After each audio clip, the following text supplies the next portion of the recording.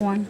Good morning, Major Wilson. My name is Taylor. This is Karina, our recorder, and we're here today to ask you about the psychological effects of war and how it affects someone. So, how does war affect the psychology of one person? It really depends on the branch of the military that you're in.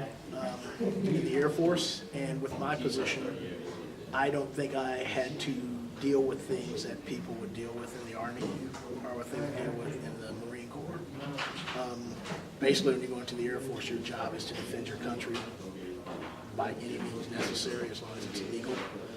And I would say the psychological effects would vary depending on the actions that you had to take and the things that you saw. So, that being said, how did it affect you personally? For me, I don't have any really big war stories to tell. I didn't drop bombs on anybody. I was a coordinator. I flew on an AWACS, which is just a command and control platform. So when the orders came, I would pass them to people who did the job. So for me, you obviously don't want people to die. You don't want to do anything illegal.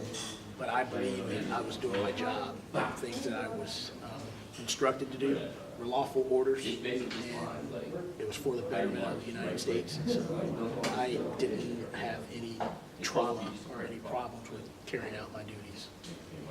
Do you have any close friends or any friends that you know that was affected by war or the psychology that it had on them? I worked as a missile launch officer, so obviously we haven't launched any missiles on anybody, so it wasn't easy. There was a lot of training and preparation. But when I transferred to become an air weapons officer, or a mission crew commander, we worked a lot with F-16s, F-15s, F-18s, and sometimes you'd fly and people would have in-flight emergencies in training missions, and sometimes they crash in training missions and die. I had a couple friends die in training missions. I've had a lot of friends who were shot at when they were flying over Baghdad or when they were flying over Kosovo. A couple of them got hit, had to bail out, and they went back to do their jobs with no problem. So I still say, as long as you're doing it, and many people say many different things. There is no good when you kill somebody for any reason, but I would believe that they would say that they were doing their job.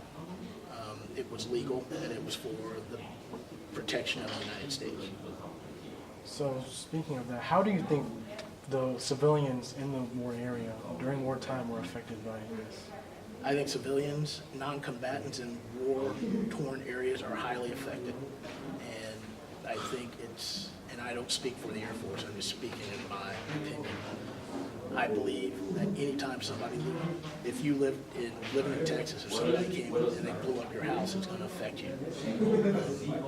You're probably going to want to know who did it, and if they were, and why it happened. And there's really no good explanation for it. During war, you try to do the best for everybody. You try to limit the damage of the non-combatants.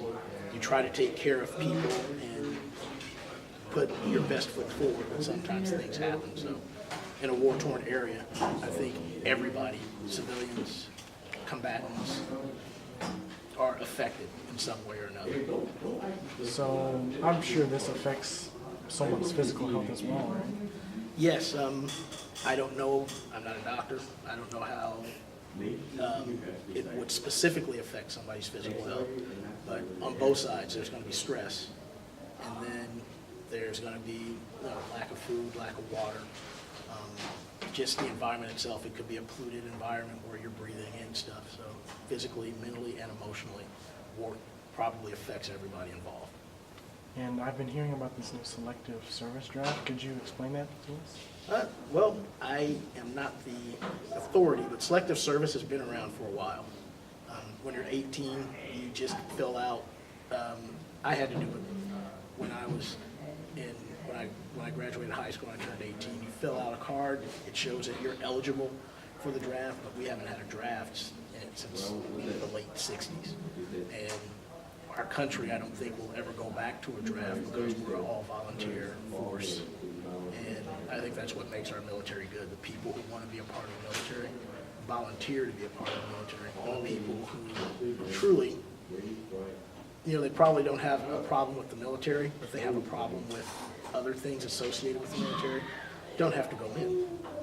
And they're doing their job by pointing out the flaws in the military. That's why we have a constitution. Well, that's very interesting to know. Thank you for your time, Major Nelson. Thank you.